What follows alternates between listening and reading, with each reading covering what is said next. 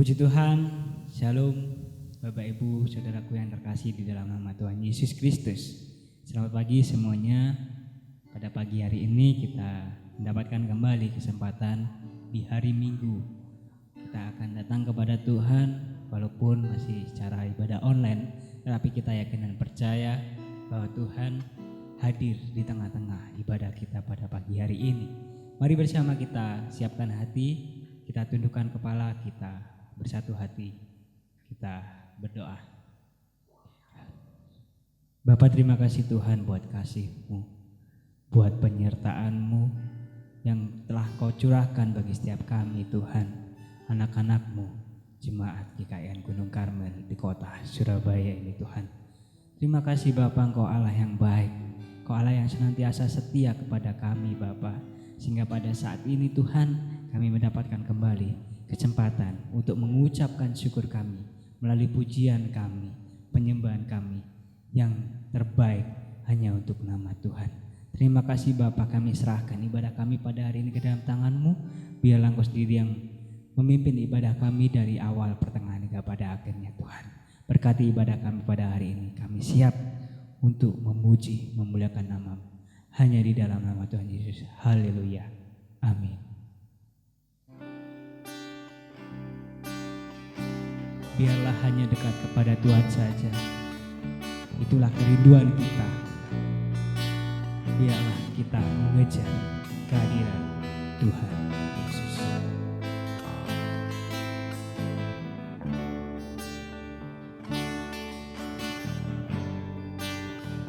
Dekat padamu, itu rinduku.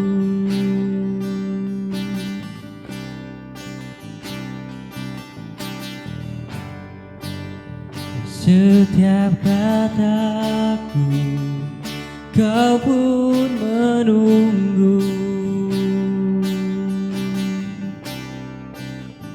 Tak kusangka ku temukan satu kasih yang abadi. Kini ku datang dan ku bawa hidupku.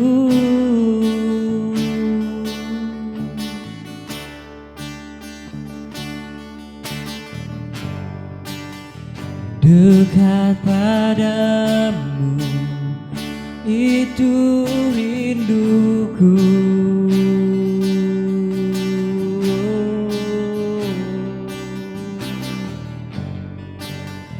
Setiap kataku Kau pun menunggu. Tak kusangka ku temukan satu kasih yang abadi. Kini ku datang dan ku bawa hidupku.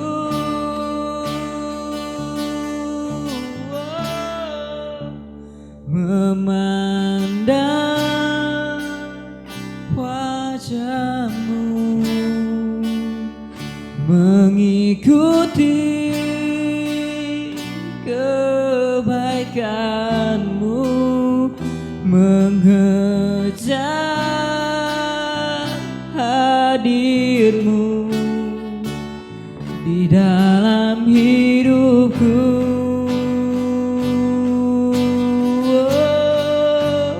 Membawa sembahku, menyatakan kebesaran-Mu, mengejar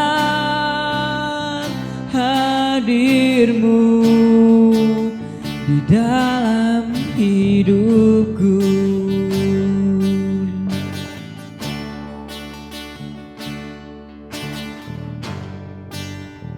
Dekat padamu, itu rinduku, biarlah setiap kataku, setiap kataku kau pun menunggu.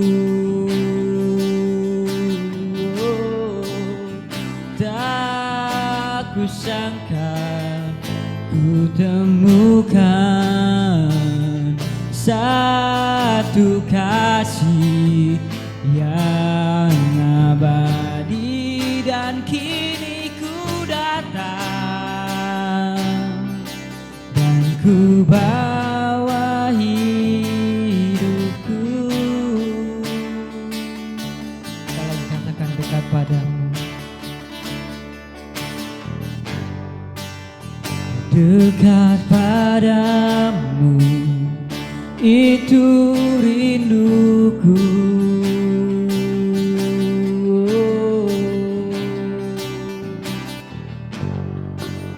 Setiap kataku kau pun menunggu. Tak pernah kusangka, tak kusangka ku temukan satu kasih yang abadi, dan kini ku datang dan ku bawa hidupku.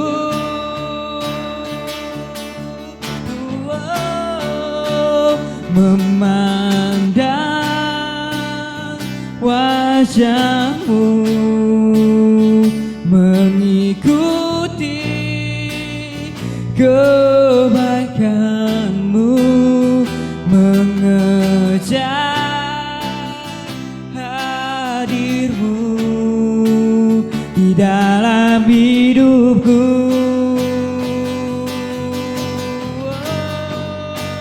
Membawa sembahku, menyatakan kebesaranmu, mengejar hadirmu di dalam hidupku. Mengejar hadirmu di dalam hidupku. Mengejar hadirmu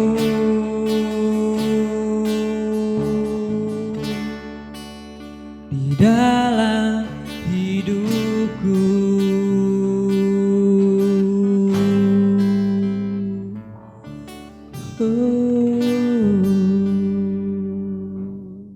Salam Bapak Ibu, saudara-saudara yang terkasih di dalam Tuhan Yesus Kristus. Kembali kita akan bersama-sama membaca, mendengar, serta merenungkan kebenaran firman Tuhan. Sebelum lebih lanjut kita merenungkan firman Tuhan, mari kita berdoa. Kami naikkan segala pujian dan syukur kami ke hadirat Tuhan, Allah yang telah menciptakan langit bumi serta segala isinya, Allah yang tidak pernah meninggalkan ciptaan karyanya. Hari ini kami bersyukur kehadirat Tuhan, karena kami bisa kembali bersama-sama dengan umat-Mu, boleh membaca, mendengar, dan merenungkan firman Tuhan. Siapkanlah setiap kami, dimanapun kami berada. Kiranya pimpinan, pertolongan Tuhan saja memberkati setiap kami, sehingga melalui kebenaran firman Tuhan hari ini, kami semua boleh diberkati. Berkati waktu ke depan ini, saat kami mendengar firman-Mu. Biarlah kiranya sukacita daripada Tuhan memenuhi setiap kami, saat kami diberkati oleh firman Tuhan. Di dalam nama Tuhan Yesus Kristus, kami berdoa dan mengucap syukur. Amin. Puji Tuhan, Bapak Ibu, saudara-saudara yang saya kasihi dalam Tuhan Yesus Kristus. Hari ini kita bersuka cita, berbahagia, sebab kita telah bersama-sama merayakan Hari Kemerdekaan Republik Indonesia yang ke-75. Selama 75 tahun dalam pertumbuhan, perkembangan, suka duka yang kita alami bersama-sama di negeri ini, kita bisa mengembangkan apa yang ada pada kita di negara tercinta Republik Indonesia. Kita bersyukur karena Tuhan telah menyatakan kasih-Nya kepada negeri ini, sehingga kita bisa merdeka. Bapak Ibu yang dikasihi Tuhan Yesus Kristus, kita akan belajar tentang kemerdekaan yang sejati yang datang dari Tuhan. Filipi pasal 1 ayat 9 hingga ayat yang ke-11, demikian firman Tuhan. Dan inilah doaku, semoga kasih-Mu makin melimpah dalam pengetahuan yang benar dan dalam segala macam pengertian, sehingga kamu dapat memilih apa yang baik, supaya kamu suci dan tidak bercacat menjelang hari Kristus, penuh dengan buah kebenaran yang dikerjakan oleh Yesus Kristus untuk memuliakan dan memuji Allah. Amin. Berbahagialah setiap kita, orang-orang yang suka membaca firman Tuhan, merenungkan firman Tuhan, terlebih-lebih yang melakukan kebenaran firman Tuhan dalam hidupnya. Surat Filipi ditujukan kepada jemaat yang ada di Filipi. Oleh Rasul Paulus surat ini ditulis. Dan dari sini kita bisa belajar bagaimana kita bisa mengalami kemerdekaan yang sesungguhnya. Saudara-saudara yang dikasihi Tuhan Yesus, kalau kita perhatikan dalam bacaan kita ini pada pasal 1 khususnya, kalau kita lihat situasi pada saat itu ketika Paulus menulis surat ini, saudara-saudara, jemaat Filipi tetap berada di dalam hati Paulus. Mereka orang-orang yang telah menerima Yesus Kristus, mereka yang telah menerima berita sukacita Injil Yesus Kristus itu, mereka tetap berada di dalam hati Paulus. Sebab apa, saudara? Orang-orang percaya di Filipi turut mendapat bagian dalam kasih karunia yang diberikan kepada Paulus. Dan inilah pergumulan mereka, baik pada waktu aku dipenjarakan maupun pada waktu aku membela dan meneguhkan berita Injil. Mereka bersama-sama mengalami pergumulan yang sama seperti yang dialami oleh Paulus. Sebab Allah adalah saksiku betapa aku dengan kasih mesra Kristus Yesus merindukan kamu sekalian. Dan ada satu hubungan yang begitu indah antara Paulus dengan jemaat di Filipi.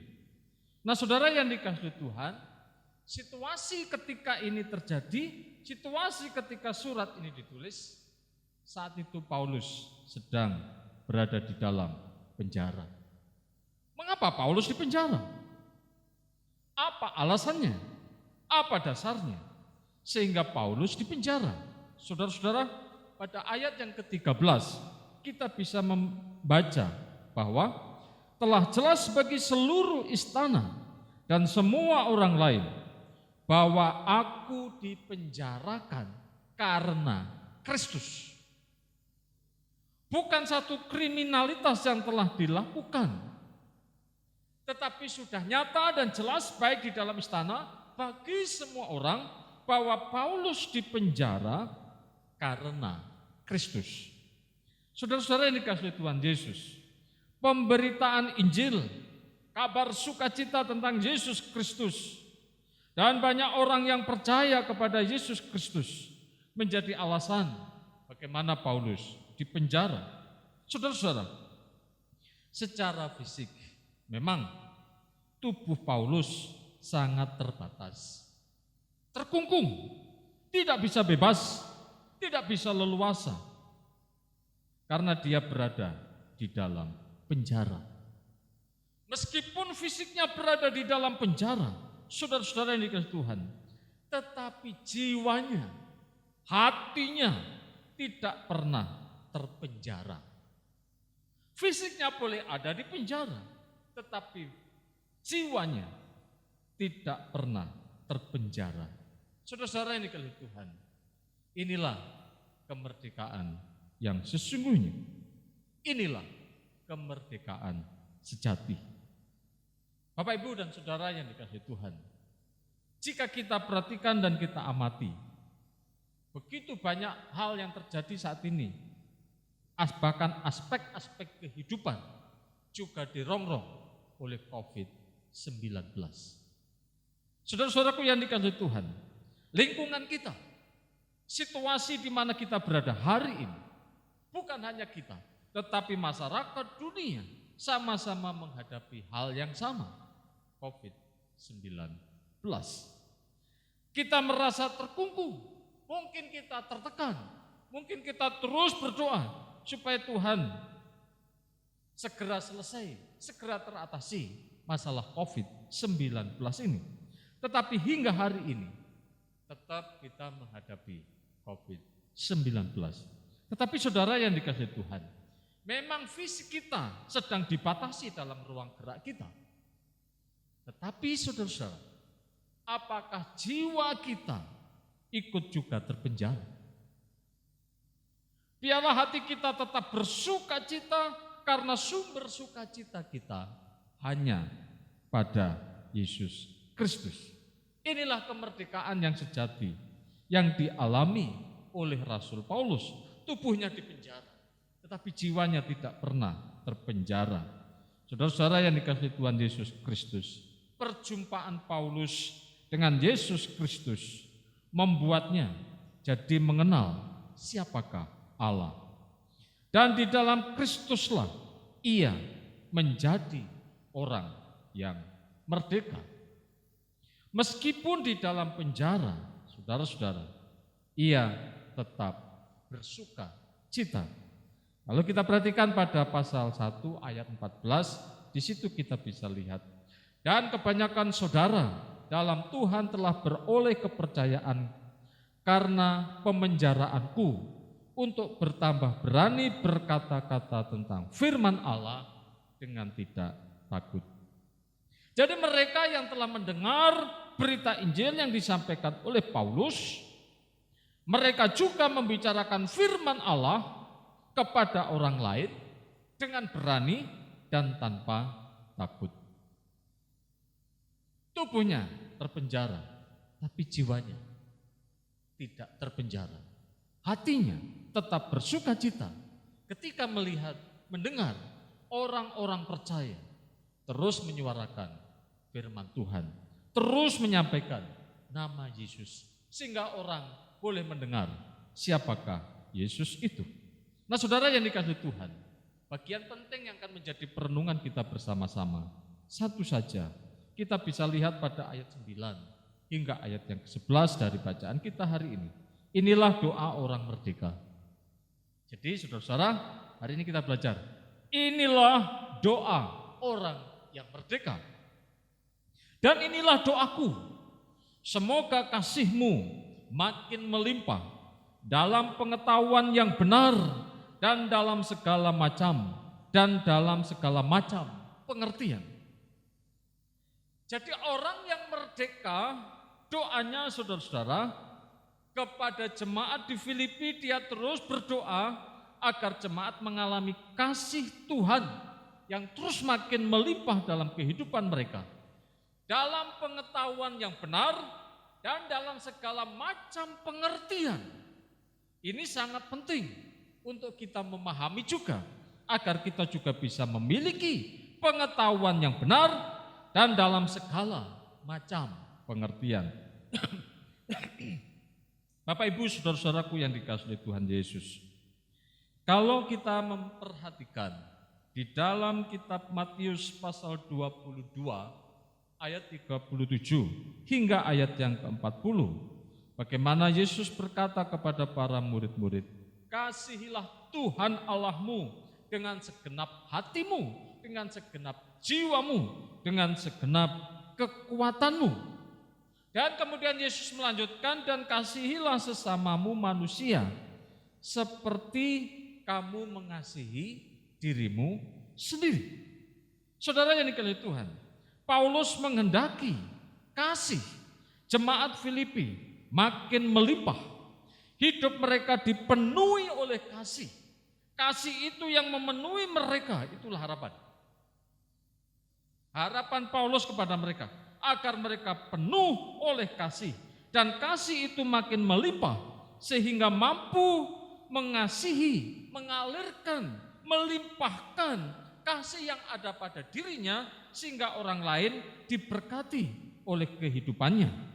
Nah, saudaraku yang dikasihi Tuhan Yesus Kristus, dan oleh kasih itu makin melimpah dalam pengetahuan yang benar. Jadi ketika kasih itu menguasai kita, memenuhi kehidupan kita, dan oleh kasih itu melimpah dalam kehidupan kita, dalam pengetahuan yang benar. Saudara-saudara yang dikasihi Tuhan Yesus Kristus, banyak hal yang bisa kita jumpai di dunia ini, dan masing-masing memiliki pengetahuannya sendiri. Dari semua pengetahuan yang ada, mana pengetahuan yang benar? Saudara-saudara yang dikasihi Tuhan Yesus Kristus, sebelum Paulus bertemu dengan Tuhan Yesus, sebelum dia berjumpa dengan Yesus, firman Tuhan mencatat, bahkan dalam Kisah Rasul dan juga beberapa ayat lain mengatakan, bahkan di dalam kitab sejarah, bahwa Paulus ini orang yang berpengetahuan. Nah, karena dia adalah orang yang berpengetahuan, seorang yang cerdas, sehingga dia layak untuk bisa masuk dalam kelompok yang namanya kelompok Farisi. Dia termasuk kategori orang yang cerdas dan memiliki banyak pengetahuan. Bahkan semua hukum Taurat dia hafal betul, dia paham betul. Dan dia memiliki pengetahuan itu. Tetapi saudara-saudara yang dikasihi Tuhan Yesus Kristus, dalam pengetahuan yang dia punya, dalam pengetahuan yang dia pahami, dia punya pemahaman bahwa saudara-saudara, Yesus itu bukan siapa-siapa. Jadi dalam pengetahuannya, Yesus itu bukan siapa-siapa. Yesus tidak terlalu penting, gak penting-penting amat dalam hidupnya. Sehingga saudara yang dikasihi Tuhan, dalam pengetahuannya itu dan dalam keyakinannya itu, karena Yesus itu bukan siapa-siapa, sehingga ia punya tekad, yaitu untuk menyingkirkan orang-orang yang percaya bahwa Yesus itu Tuhan. Nah, dia punya pengetahuan, pengetahuannya banyak dan bahkan pengetahuannya luas. Tetapi pengetahuan tentang Yesus Kristus tidak menjadi sesuatu yang prioritas dalam hidupnya. Sehingga dia punya tekad untuk menyingkirkan siapa saja, baik laki-laki perempuan yang menyebut Yesus Tuhan, maka dia harus disingkirkan. Dan tidak hanya puas di Yerusalem, akhirnya dia minta surat untuk bisa menangkap, menganiaya, memenjarakan, bahkan membunuh orang-orang yang menyebut Yesus itu Tuhan. Dan surat kuasa itu dia dapat karena dia masuk kalangan elit pada waktu itu, yaitu kelompok Farisi. Nah, saudara yang dikasihi Tuhan, mengapa dia lakukan ini? Karena dia masih dalam konsep pengetahuan Taurat yang dia miliki. Tetapi saudara-saudara yang dikasihi Tuhan Yesus, Kalau kita membaca di dalam Filipi pasal 3 ayat 7 hingga ayat yang ke-8, disitulah ketika dia memiliki pengetahuan yang benar tentang siapakah Yesus itu. Kita bisa membaca bersama-sama di dalam Filipi pasal 3 ayat yang ke-7 hingga ayat yang ke-8. Demikian firman Tuhan. Tetapi apa yang dahulu merupakan keuntungan bagiku, sekarang kuanggap rugi karena Kristus. Malahan segala sesuatu kuanggap rugi karena pengenalan akan Kristus Yesus, Tuhanku, lebih mulia daripada semuanya. Oleh karena dialah aku telah melepaskan semuanya itu dan menganggapnya sampah, supaya aku memperoleh Kristus. Nah, pada sesi pertama pengetahuan Paulus dibangun oleh pengetahuan yang berdasarkan tentang hukum Taurat. Tetapi pengetahuan yang kedua yang dia miliki sekarang dibangun oleh karena perjumpaan pribadi dengan Yesus. Dan sekarang dia punya hubungan, punya relasi dengan Yesus Kristus. Nah, sekarang ketika dia dalam posisi berada di dalam Yesus Kristus, sekarang dia bisa melihat masa lalu. Dan dia melihat situasi pada waktu itu. Dan dia bisa menilai. Luar biasa, saudara. Apa yang dulu aku anggap menguntungkan, itu sesungguhnya aku anggap rugi.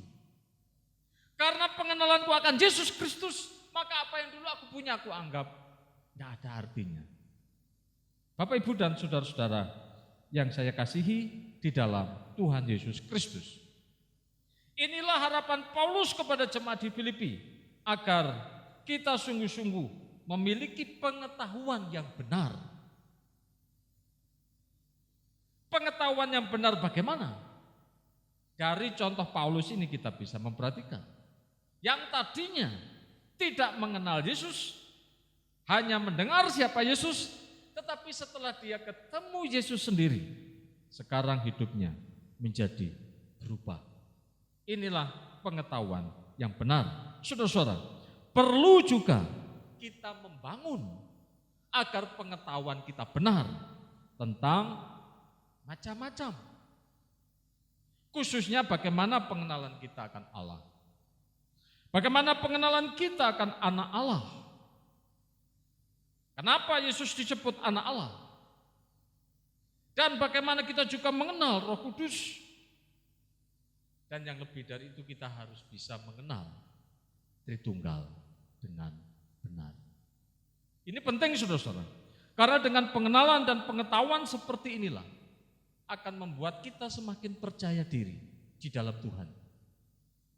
Semakin percaya diri di dalam Tuhan karena kita percaya firman Tuhan itu adalah iya dan amin. Kalau sebelum sampai pada ini kesulitan bagi kita. Karena tidak ada kejelasan, tidak ada pengetahuan yang benar, sehingga kita mudah dan gampang diombang-ambingkan. Oleh karena itu, berusaha memiliki pengetahuan yang benar. Apa itu Tritunggal? Apa itu anak Allah? Mengapa Yesus disebut Tuhan? Dan berbagai macam yang lain. Supaya kita sungguh-sungguh dikuatkan. Dan saudaraku yang dikasihi Tuhan, bukan hanya dalam pengetahuan yang benar, dan dalam segala macam pengertian. Bapak, Ibu, saudara-saudara yang dikasihi Tuhan, banyak hal yang perlu kita sikapi di dunia ini. Mari kita menyikapi hal-hal itu dengan pengertian yang benar. Menyikapinya dengan benar. Apa yang telah terjadi dalam kehidupan ini, kita bisa menyikapinya dengan benar. Entah itu pengalaman yang menyenangkan atau malah pengalaman yang sebaliknya. Ada suka, ada duka. Ada peristiwa-peristiwa yang menyenangkan, ada peristiwa-peristiwa yang membuat kita berduka.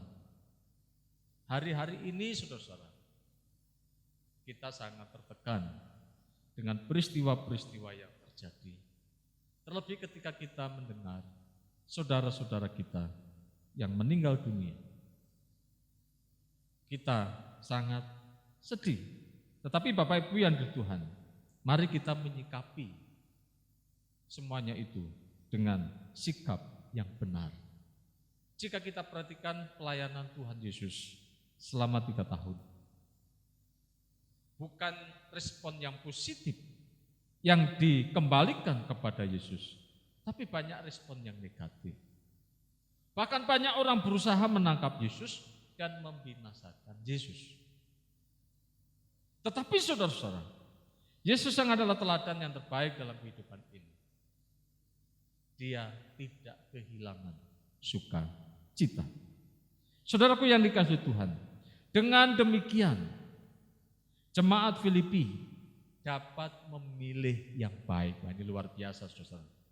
Dengan pengetahuan yang benar dan dengan segala macam pengertian, maka jemaat Filipi dapat memilih yang baik.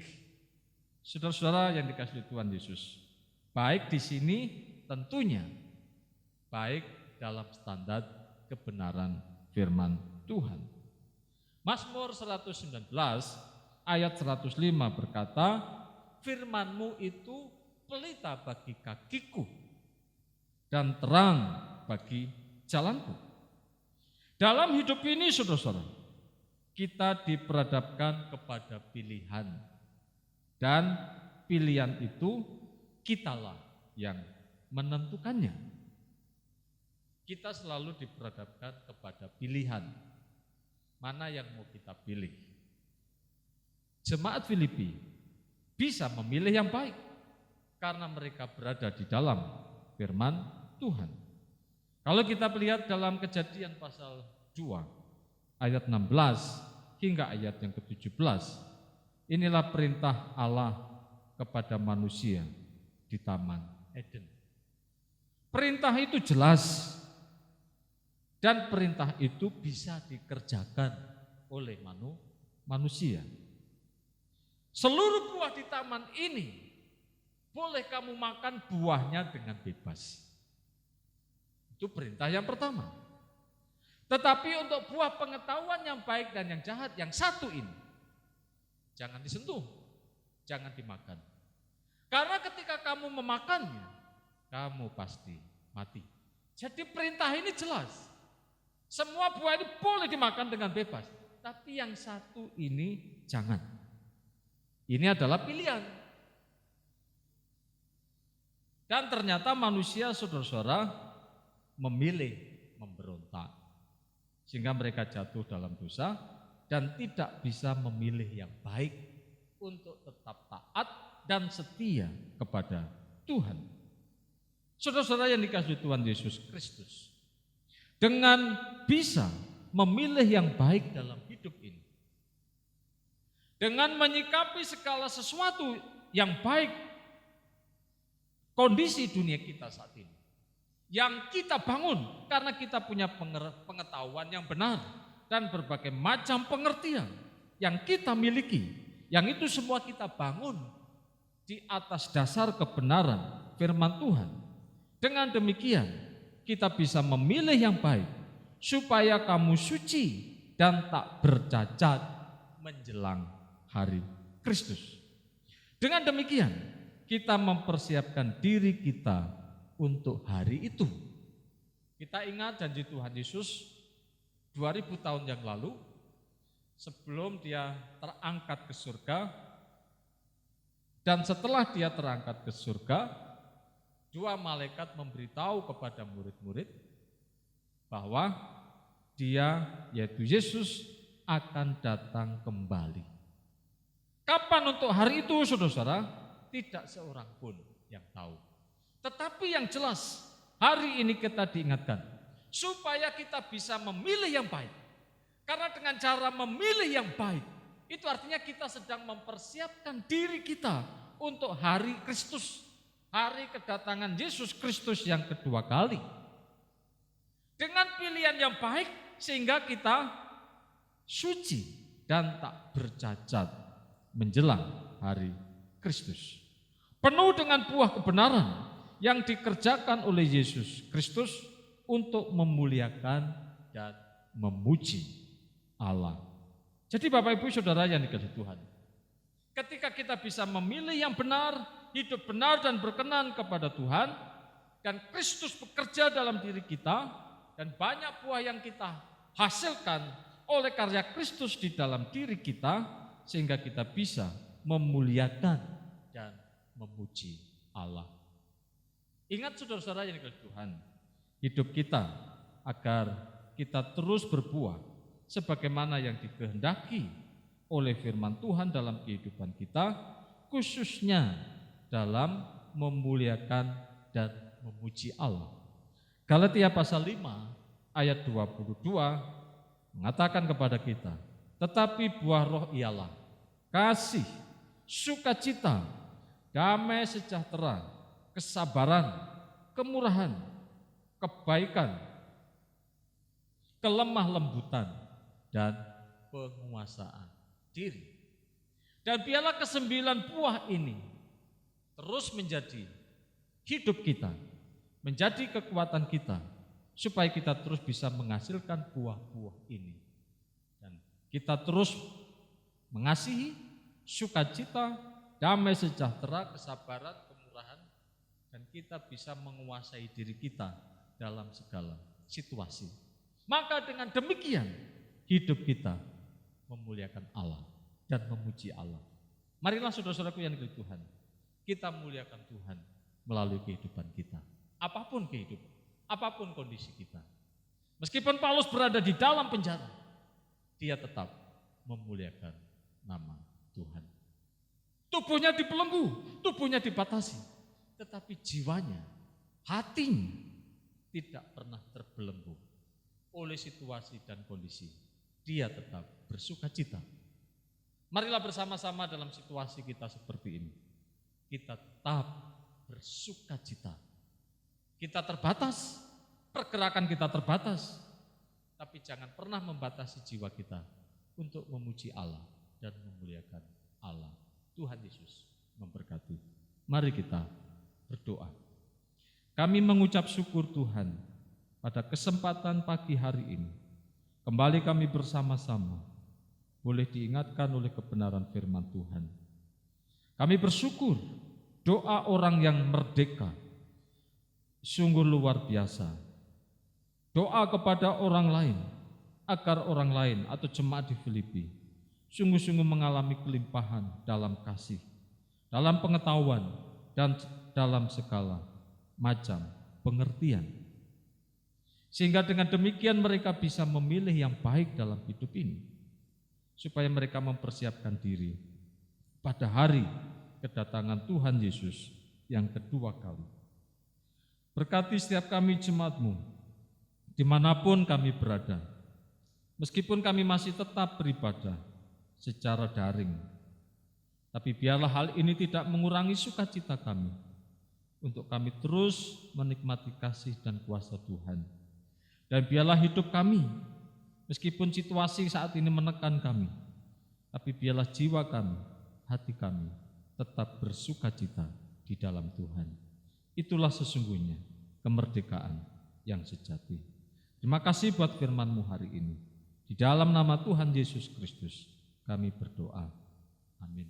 Puji Tuhan, kita telah mendengarkan kebenaran firman Tuhan yang telah disampaikan oleh hamba-Nya. Biarlah melalui kebenaran firman Tuhan hidup kita benar-benar dimerdekakan oleh kebenaran firman Tuhan. Dan pada saat ini kita akan mengakhiri ibadah kita pada pagi hari ini. Mari bersama kita naikkan pujian yang berkata, Waktu Tuhan.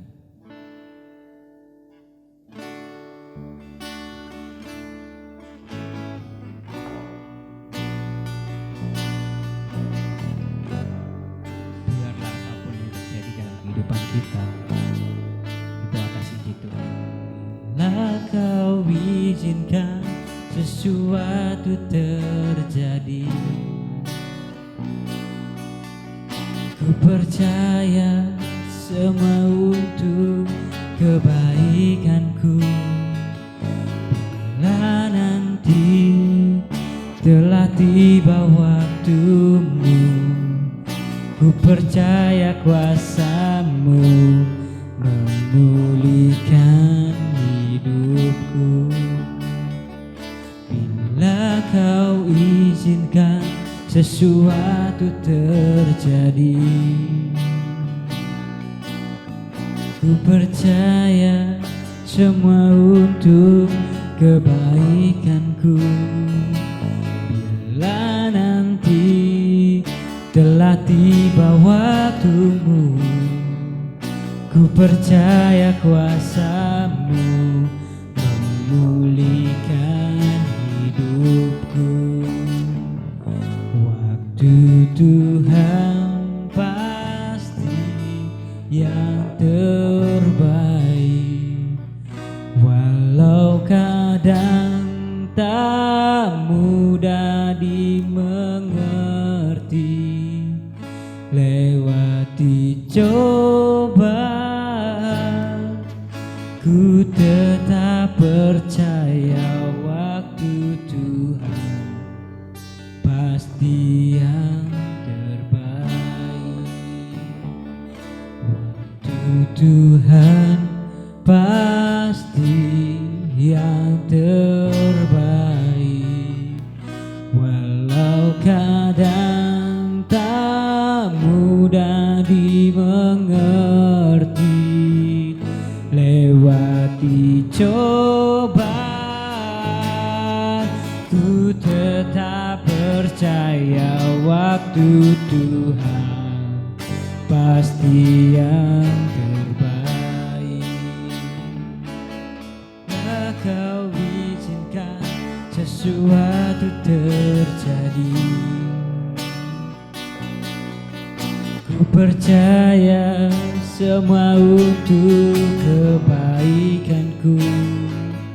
Bila nanti telah tiba waktumu, ku percaya kuasa-Mu memulihkan hidupku. Bila Kau izinkan sesuatu terjadi,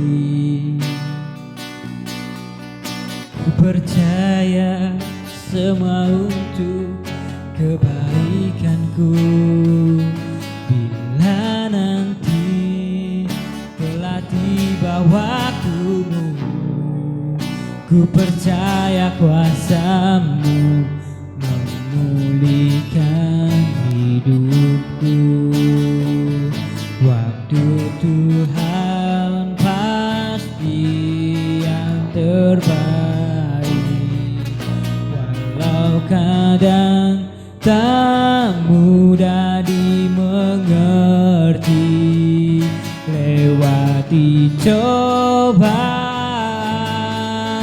ku tetap percaya waktu Tuhan pasti yang terbaik. Waktu Tuhan pasti yang terbaik, walau kadang tak mudah dimengerti. Lewati cobaan, ku tetap percaya waktu Tuhan pasti yang terbaik. Waktu Tuhan pasti yang terbaik. Waktu Tuhan pasti yang terbaik.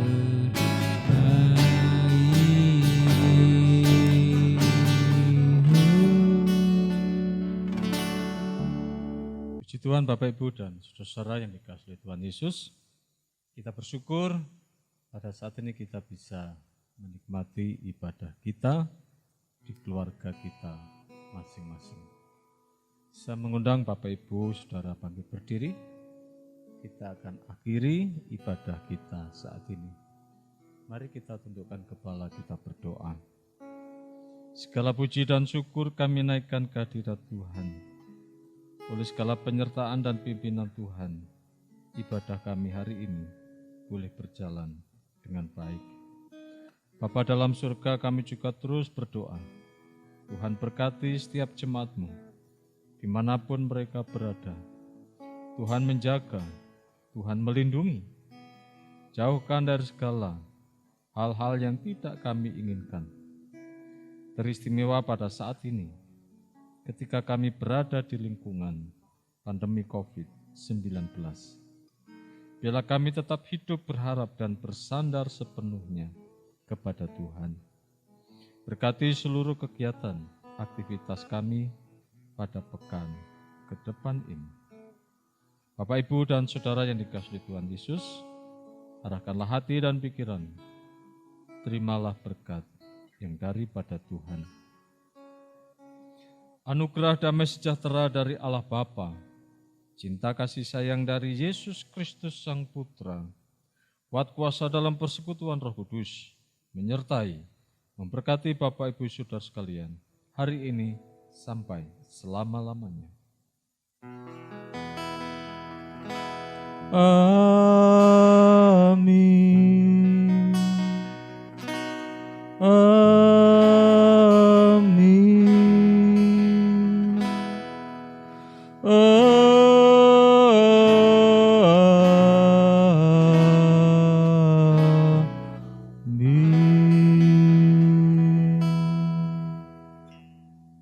Amin, silahkan duduk.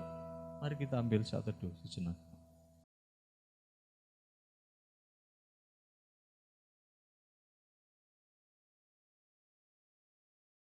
Amin. Selamat berhari Minggu. Tuhan senantiasa memberkati. Amin.